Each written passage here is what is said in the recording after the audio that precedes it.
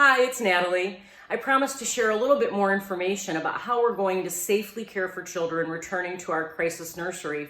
One example is an amazing partnership that we're continuing to maintain with MetroHealth.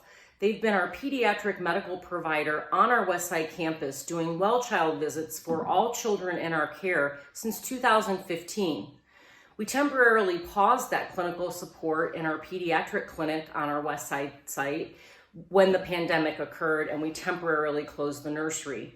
Metro was right back at the table with us, ready to talk about our reopening and not only commencing the work to continue the wellness and medical monitoring of children in our care, but how we would most safely admit children with an unknown exposure to COVID.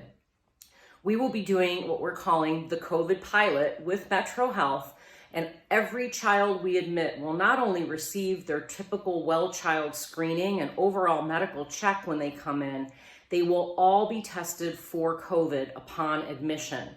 While we wait for those test results to come back within just a few hours, they will be isolated with a child care provider until we're certain that their test is negative and they can enter the general population of children in our care.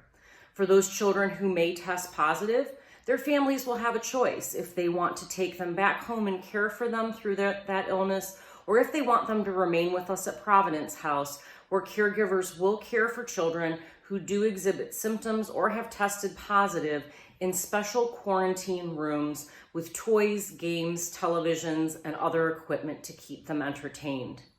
This is just one example of how community partners like MetroHealth are stepping up to help guide our efforts to make sure that we're safe and the children we care for are safe.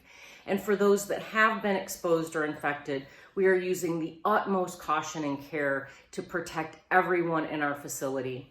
We want to thank MetroHealth for their years of support and the way that they have stepped up during this pandemic to really help us reopen our crisis nursery in the safest way possible.